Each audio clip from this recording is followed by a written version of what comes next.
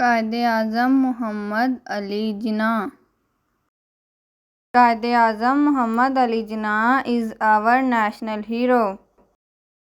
He is a Pakistani founder. On December 25, 1876, he was born in Karachi, Pakistan.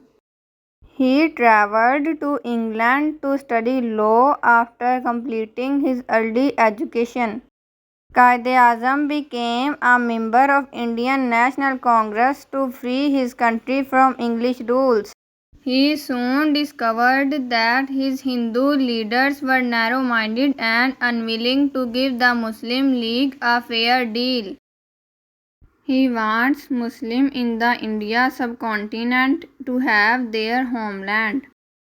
On August 14, 1947, he ultimately achieved Pakistan.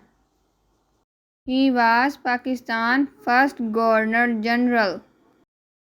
On September 11, 1948, he died and he was buried in Karachi. Thanks for watching. Please like my video and subscribe my channel Our Knowledge.